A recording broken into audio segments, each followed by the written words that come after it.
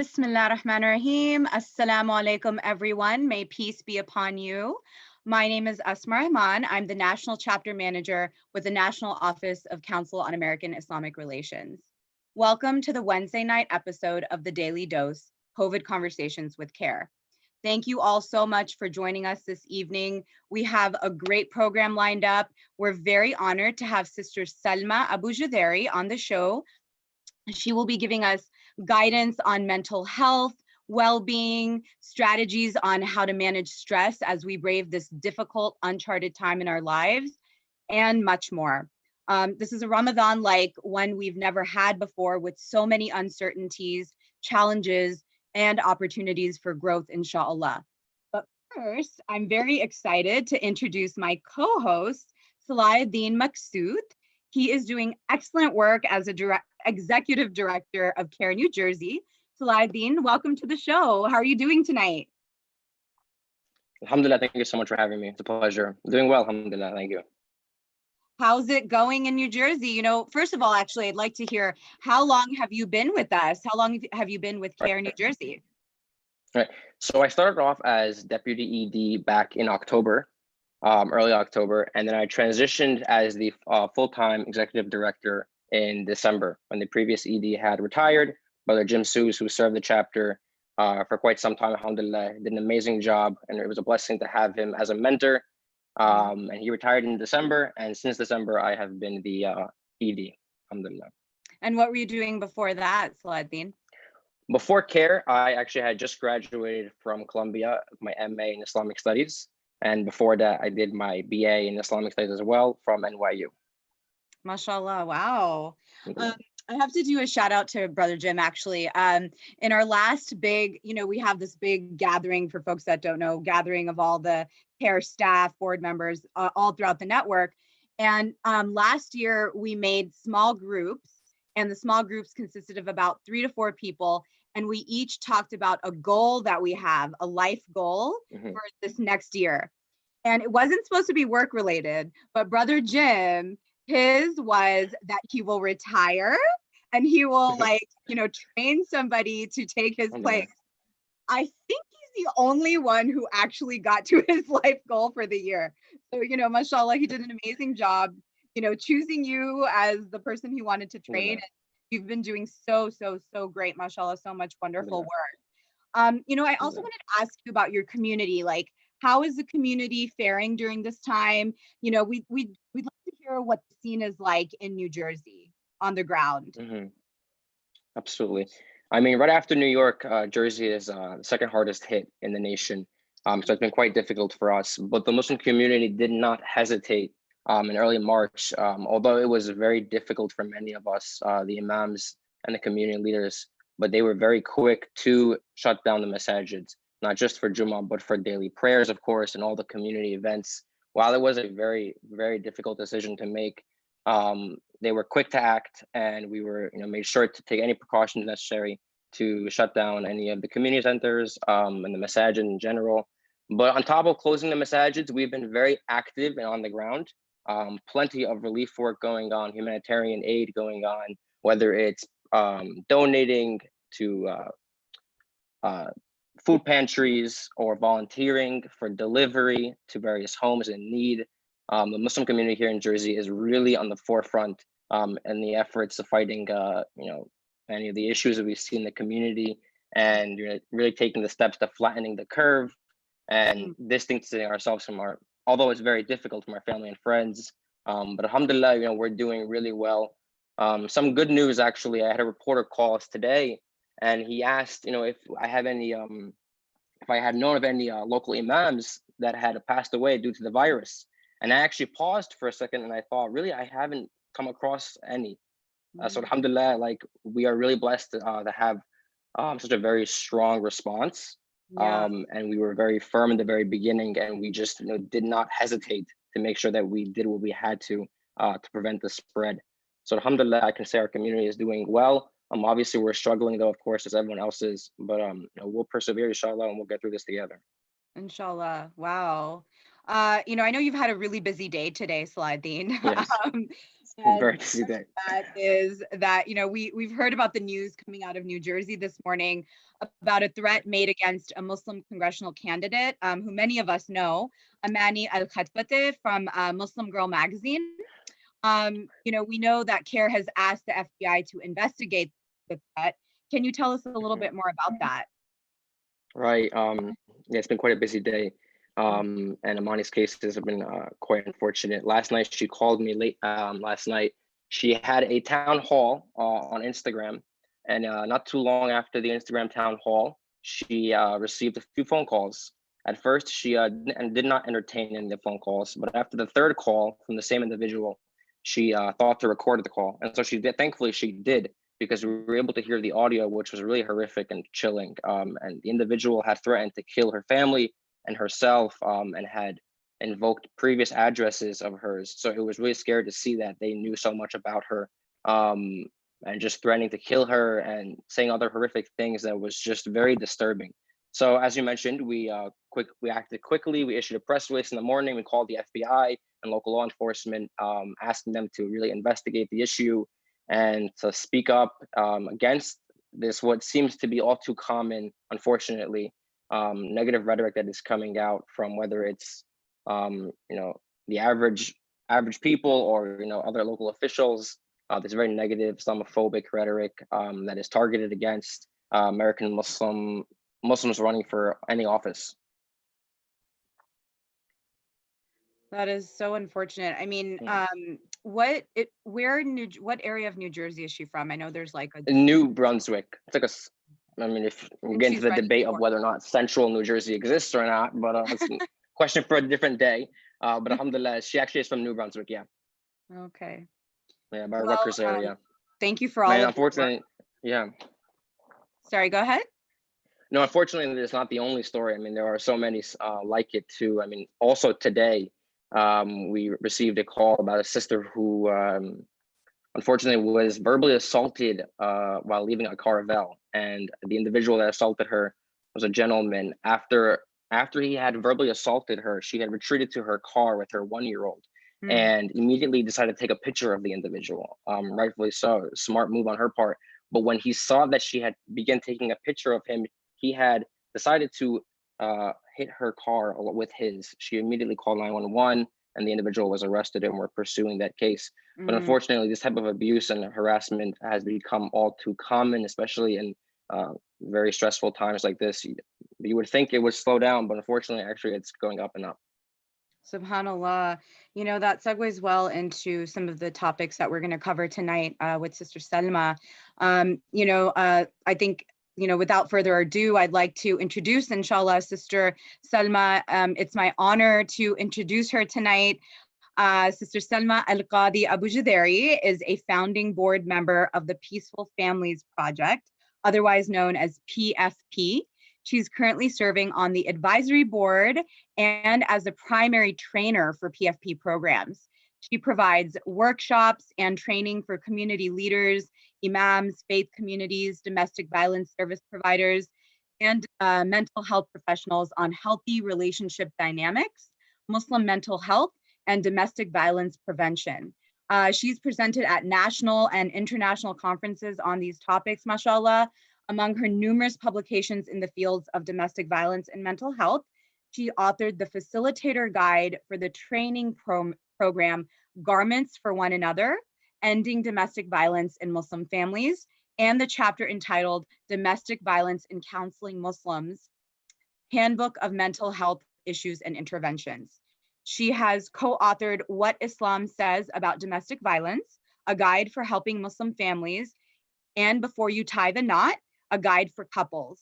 Salma is a licensed professional counselor in private practice, specializing in couples counseling and the treatment of trauma. Her passions include the prevention of relationship and mental health issues and integrating spirituality into prevention and treatment approaches. I've known her for many, many years, mashallah, and I can't even say enough amazing things about her. She just really, everything she teaches, she is, mashallah. She is the embodiment of everything she teaches.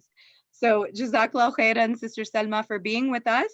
tonight. And I think Salaedin wanted to say a few words to you as well. Absolutely. So Salma, thank you so much for being with us. It really is a pleasure, alhamdulillah, to You're have so you on board with welcome. us. Alhamdulillah, alhamdulillah. So first, tell us a little bit about yourself and Peaceful Families Project, and maybe how you got into the work, inshallah. Sure, and I really appreciate CAIR taking an interest in this topic of domestic violence prevention. It's really important when a national organization does that, and I really appreciate the warm welcome from CAIR and from you, Asma. I got involved with Peaceful Families Project after I had been working for many years as a mental health therapist, and I was doing domestic violence prevention work for a nonprofit agency, mental health agency. And I joined Peaceful Families Project when the founder, Sharif Al-Khatib, was ill, and she asked me to kind of take over the organization for her. And alhamdulillah, it really dovetailed very well with the work I had already been doing. And I was working more locally, and Peaceful Families Project is a national organization, so that allowed us to do the work, allowed me to continue to do the work that I was doing, but on a national level, much larger scale, alhamdulillah. Well, so I know we have a lot to cover tonight, Sister Selma, so let's just like dive right in. There's a question that I wanted to ask you. So, family systems are dynamic and complex as they are. People are stressed with work, relationships, and general pressures of life. How do you think that this pandemic, especially as it relates to folks having to stay at home, contributes to or accelerates normal life stressors? I mean, I think that, now that we've been living under this, the repercussions, I guess, of the pandemic, I think that it's been several weeks for most people. And I think that it affects people in so many different ways. There are some people for whom being at home feels like really confining and really stressful. In addition to being at home, everyone is having to find their own workspace at home. And if you have children, then, figuring out how they're doing their distance learning, online classroom. People are also, week after week, more and more people are learning that they're losing their jobs. And so, there's so many factors that are adding to the stress that people feel.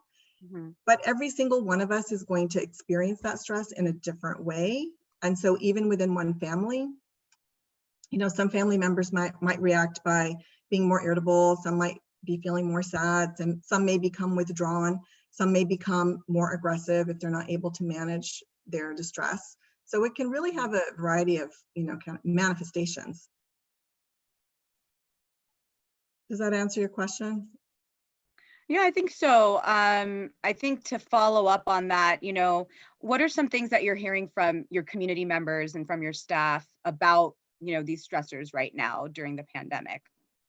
I mean, I think a lot of people are really struggling with, the uncertainty, which, for most of us as human beings, we like being able to plan. We like being able to know what we're doing. We like to know what to expect, when we go outside of our homes. And now there's so much uncertainty. We don't know how long this is going to last. And so I think the uncertainty is contributing to anxiety for many people. Also sadness, because as we have had to adjust and adapt and live in a new way for many of us, there's also sadness that we've given up some of the things that we used to take for granted. Like, I ran out of milk, I could run to the grocery store and go get it. I don't have to think twice about, mask and gloves, or if I'm even going to go, or I'm going to have it delivered.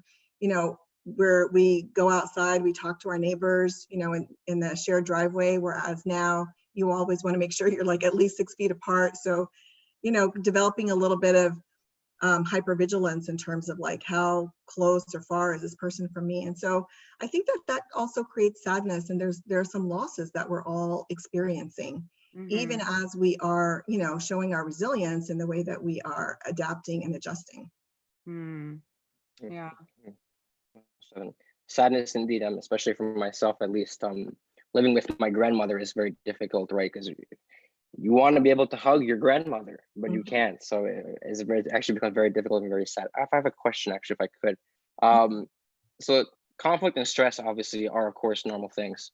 Some say stress is actually good, kind of like a fever, a warning sign that things are wrong, a reaction, to deal with a difficult situation. But like a fever, stress or conflict can also be dangerous. what is the difference between healthy or unhealthy conflict? How can we tell the difference? That's a really good question. I think that a lot of people actually have a misunderstanding that their goal should be to have no conflict in a relationship. Like if they have a good relationship, then they'll never have conflict.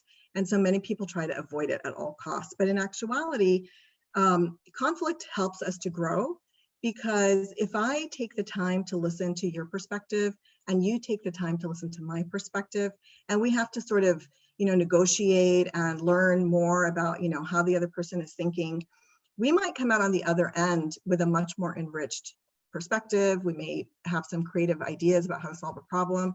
And so, when people take the time to work through conflict in a healthy way, which means there's got to be respect, and a willingness to really be interested in what the other person is trying to convey, and to consider that the other person may have a really valid point of view.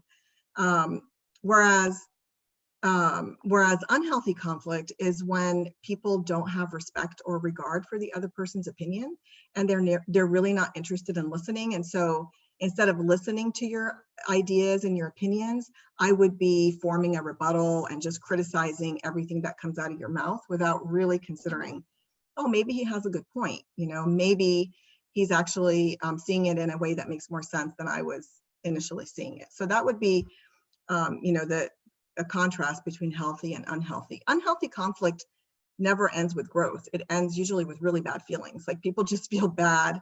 They feel frustrated. They feel, like disrespected. And so that's one way to tell. Even though healthy conflict could be difficult, it could be painful, but the outcome is positive. Mm-hmm. Are there maybe some practical tools to help us manage these pressures and these conflicts? Yeah, I think the first step, which is kind of basic, but a lot of times we forget it, which is to acknowledge that we're stressed. Okay, as soon as we acknowledge that we're stressed and we name what we're feeling, like, Salaedin, you said that you feel sad, you want to hug your grandmother, you can't. So if you're able to articulate that and verbalize it, for most people, once they name it, that sadness isn't like so big and overwhelming. And then we can start figuring out, okay, so what are other ways I might connect with my grandmother, right? So naming the stress, how it's manifesting, I'm feeling like a lot of people I've talked to are saying that they feel like they don't really want to get out of bed. Like they just feel tired a lot, or, frustrated or frazzled. So naming it helps us to identify, okay, so now what do I need? I'm feeling sad or I'm feeling angry. What do I need in order to cope or to feel better, right? And so I think that's one of the first steps. And the other thing that I always say, which, we also take for granted, is taking a deep breath. Like just really taking a deep breath to kind of slow down whatever is building up on the inside. It just sort of interrupts the cycle of, stress as it builds, and it allows us to think better. Does that make sense? Yeah. Absolutely. So you're saying that we should name the feeling, right? Name the stress, say what we need, and take a deep breath. Those are three things to sort of, did I miss anything? I think that's. No, I think that's right. But probably taking a deep breath might come first. Sometimes it's hard for people to identify what they're feeling if they're really stressed. So taking a deep breath can help us sort of tune in inwards. And, I always tell people, take as many breaths as you want. It doesn't have to be one, because sometimes the first one is a little bit shallow, and then we take another breath and we kind of notice our body relaxing a little bit. And when our body relaxes, our brain relaxes, our amygdala relaxes. And so then we can access, information that we have. And so, okay, I'm feeling sad. That makes sense, because I haven't been able to like see family in so long, or haven't been able to visit, older relatives in my family, or check on elderly parents. And so a lot of challenges that people are struggling with right now. Okay, as we know already, many families face problems of verbal, psycho-emotional, and even physical abuse. We talked about healthy and unhealthy conflict. Is there a third one as well? Yeah. What's the so third you're one? naming it, right? So So basically, relationships, the health of a relationship is on a continuum. And so we have healthy, unhealthy, and then at the other end of the continuum is abusive.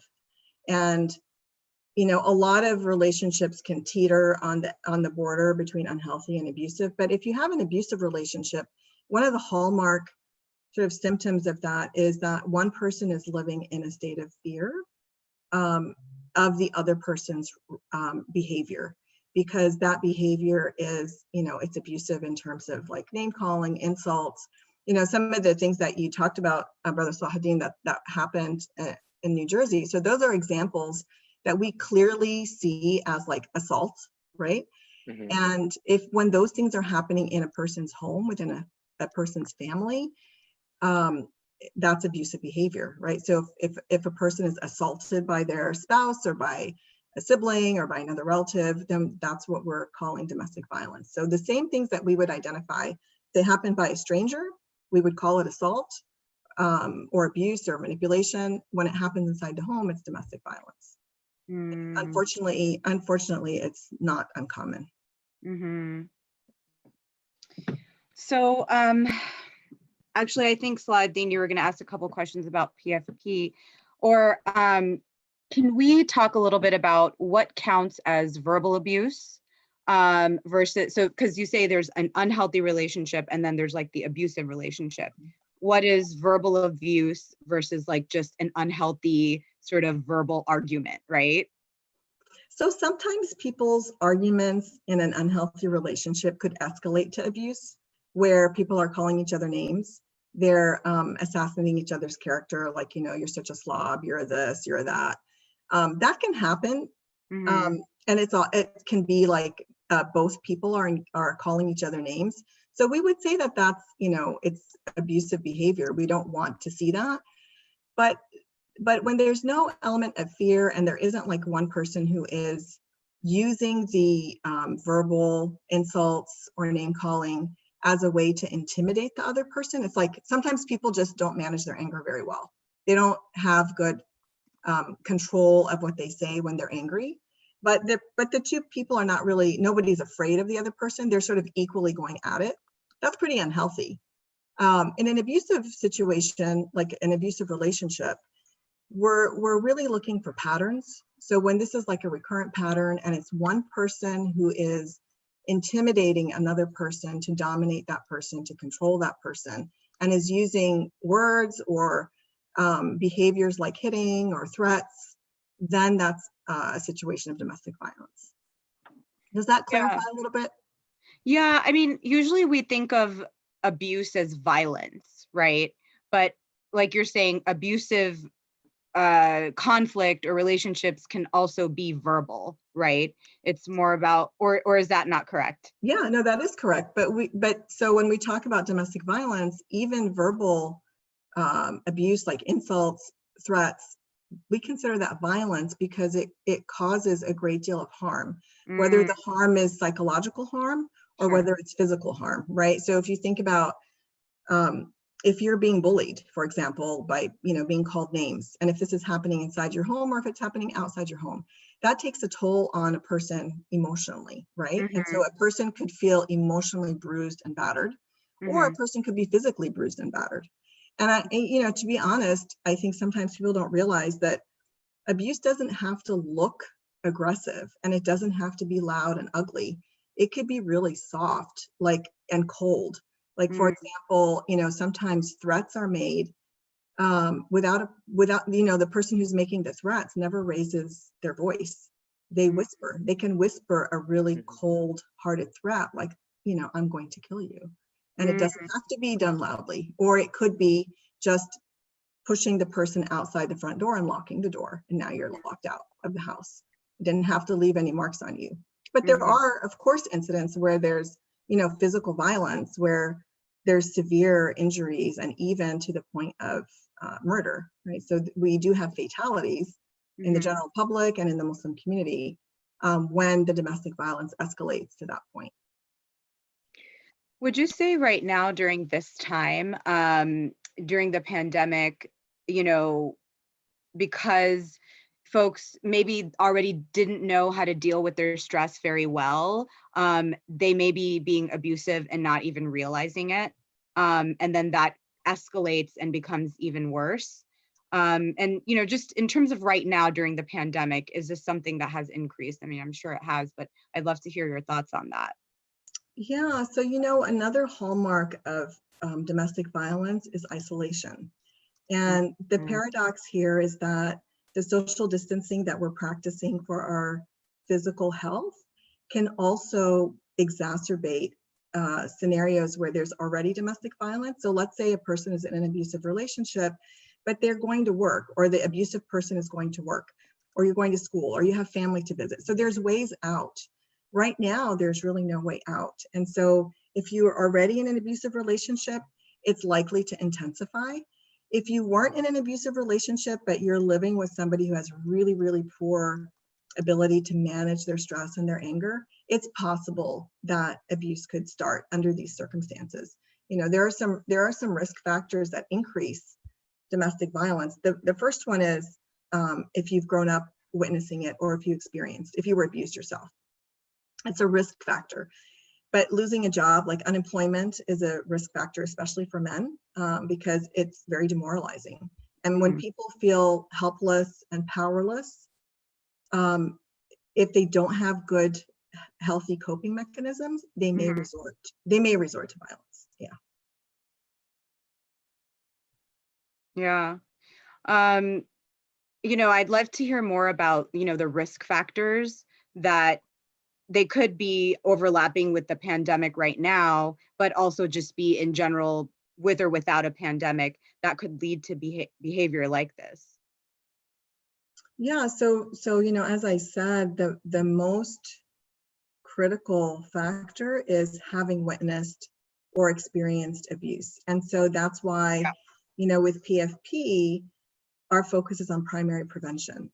We want to prevent domestic violence from happening in the first place. Once it happens, the impact is such a ripple effect, and it's multi-generational. Like we talk about an intergenerational cycle. So if I grew up in an abusive home, and I grew up and I became either abusive, or I am in a relationship where I'm victimized, my children are going to witness that. Then that's what they've seen as the model of how relationships operate. And then they are more likely to do that themselves. Now, you know, on the flip side, there are people who grow up in these abusive homes and they make an oath to themselves that they're not going to be like that. And they break that cycle, you know, so there are those success stories. So not everyone who experiences abuse as a child or witnesses it grows up to become abusive. They're just at higher risk. It's kind of like if you have a family history of diabetes, you're at greater risk of diabetes, but you're not guaranteed to get it. You're just at greater risk. So you're going to be more careful, right? More cautious with your diet, with your health, because you know you're at greater risk. How are there any statistics on, you know, if you have been abused in the past in your childhood, how likely it is that you will be abusive in the future or you will not be? I don't know if there are statistics on that, or like how common it is to actually break out of the cycle of violence. I'm sure there are statistics on that. I don't have that off the top of my head. Okay. The statistics that I do have at the tip of my tongue, and I think they're important for us to know, is that, you know, in a survey that PFP did, it's the largest survey to date in the Muslim community.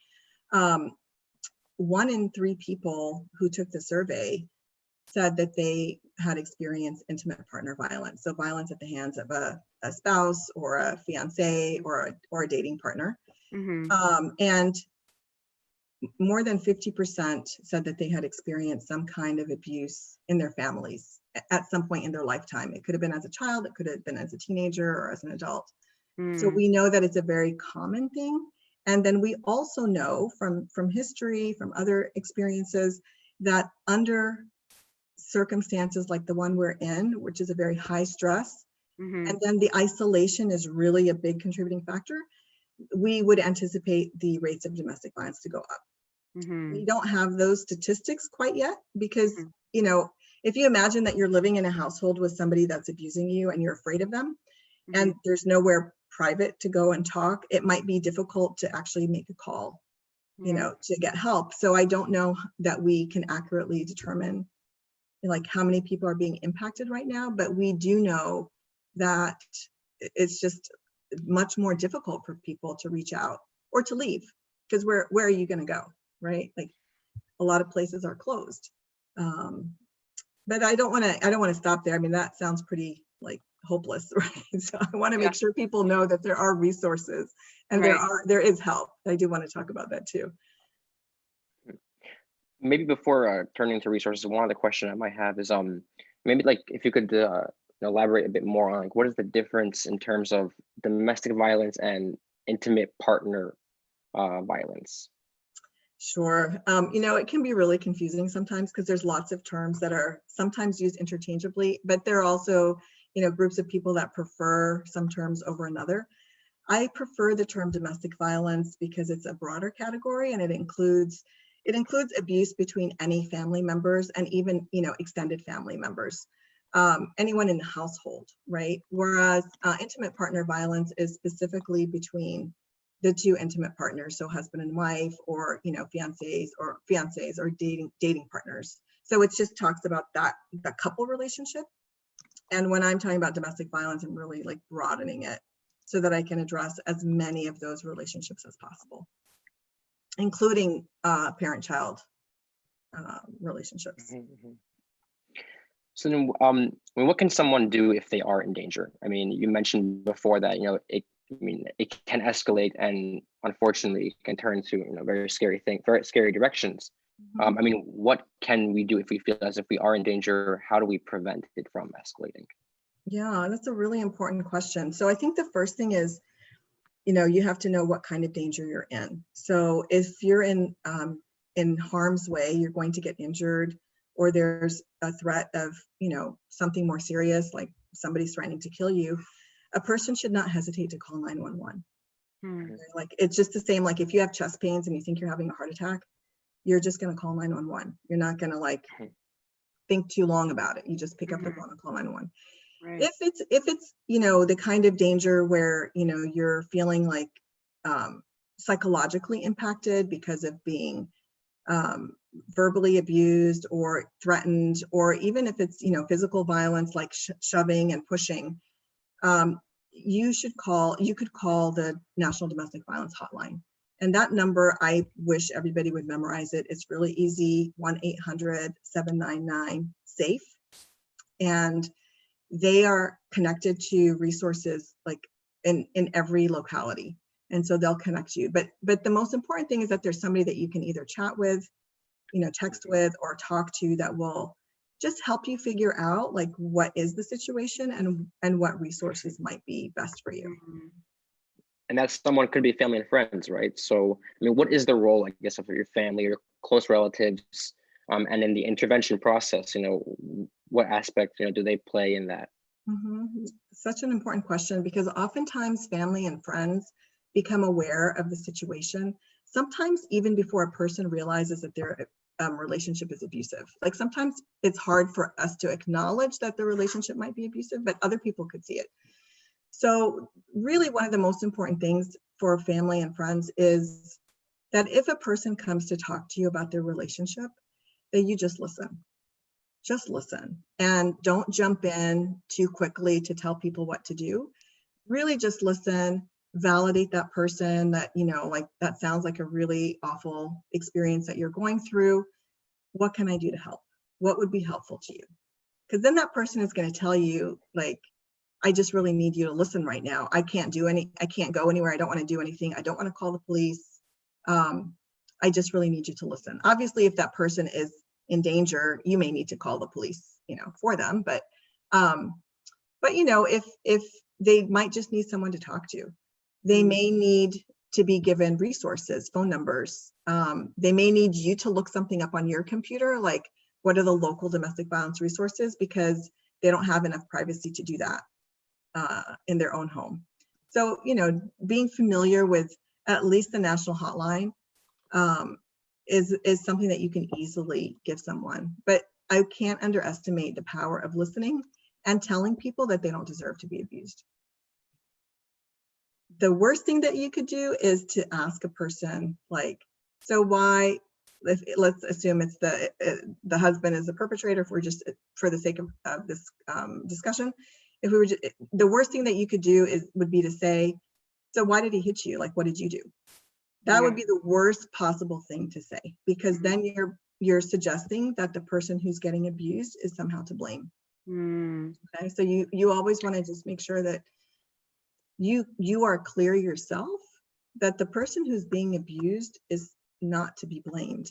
That would be like saying, you know, in the story that Brother Salaedin was telling us earlier, that would be like saying that the woman took a picture of this guy who was like assaulting her, that was her fault. But he said she did a really smart thing. That was the right thing to do, right? Sometimes when it happens in someone's home, we tend to blame the victim. We expect, particularly if it's the woman, we expect her to somehow be responsible for peace in the home, no matter how she's being treated.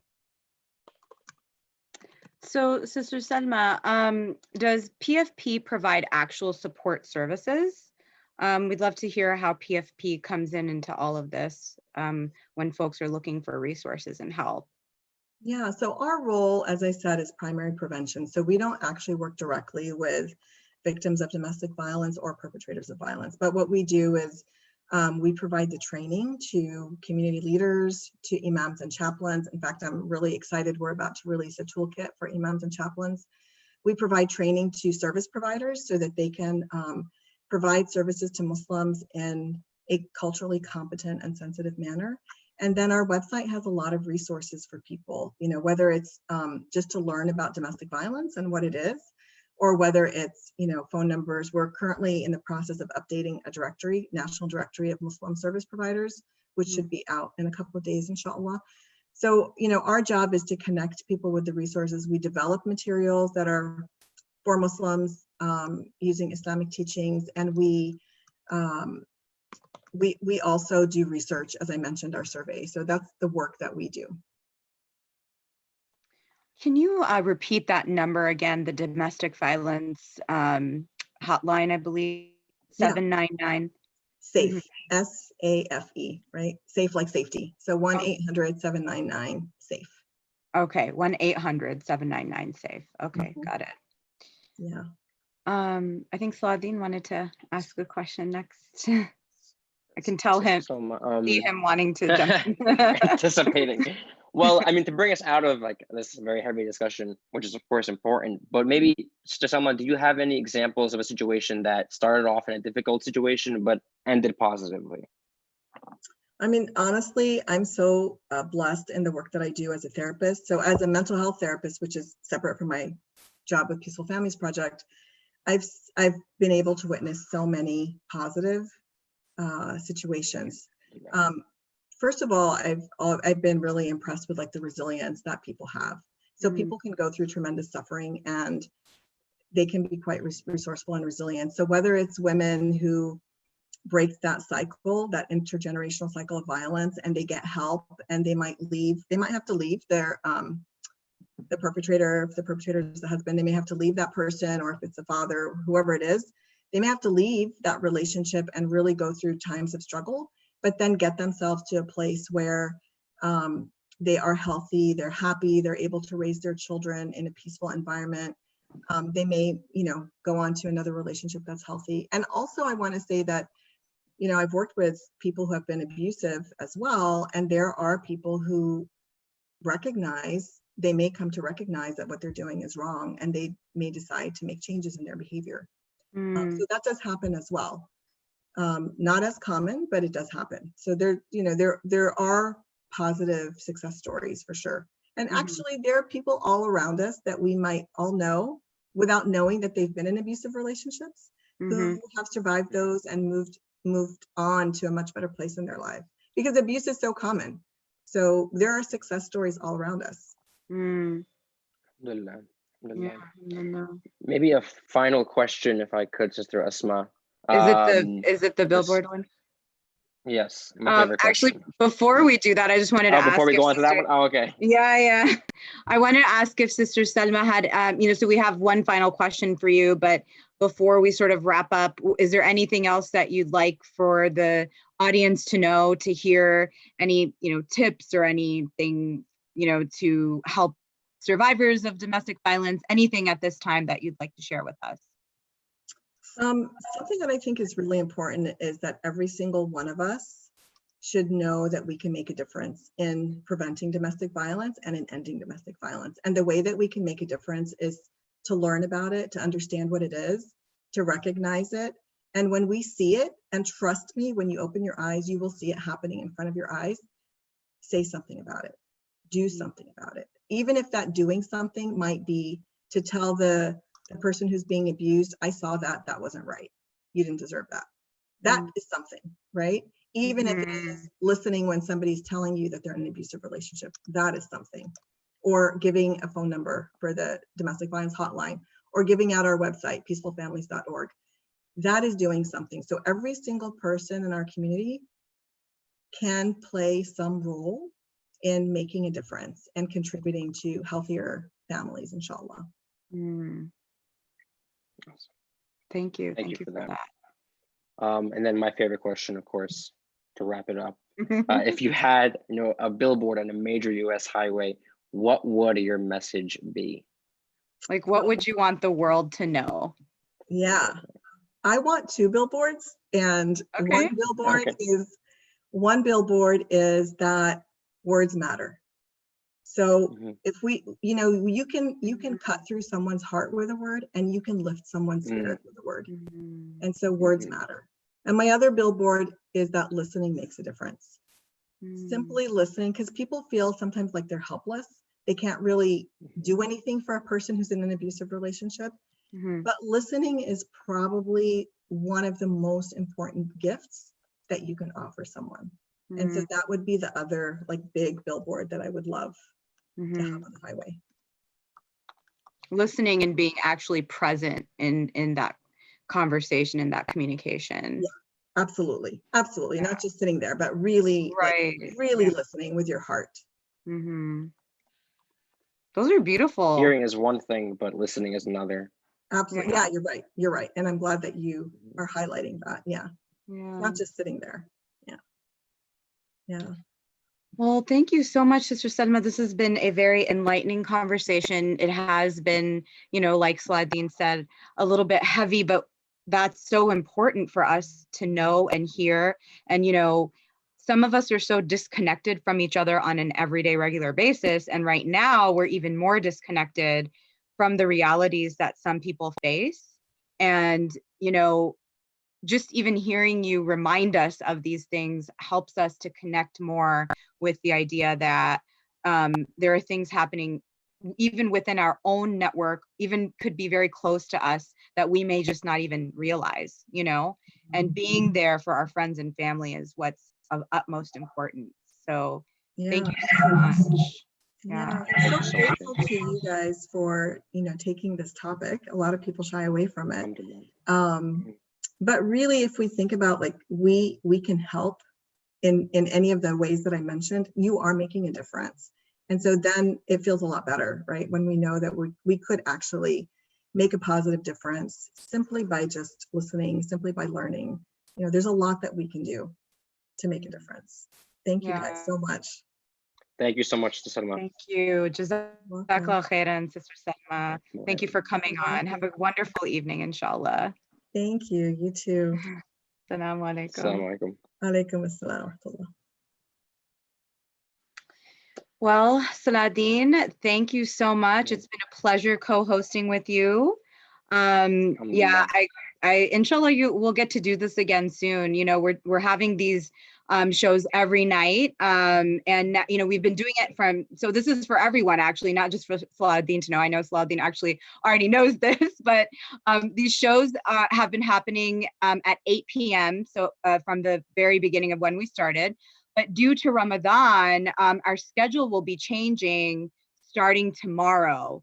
So we will be moving this show to 3 p.m. every day, Monday through Friday, starting tomorrow, inshallah. So tune in again tomorrow for a very important discussion again. And Salaedin, again, thank you so much Thank you for having me. the show tonight. Also, I don't know if you have Pleasure, alhamdulillah. any more words before we log off. No, that's just thank you so much for having me. I mean, alhamdulillah, there's a great discussion. We learned a lot tonight. It really is an important topic, and I wish our community would be more open to having these discussions. Inshallah, we've all benefited from this, alhamdulillah. Inshallah. Jazakallah khairan. And Yeah. like I said, tomorrow, tune in at 3 p.m. for a discussion about immigrant communities and Trump's policies on immigration. So we look forward to seeing you all again at 3 p.m. inshallah. And in the meantime, take care of yourselves and take care of each other.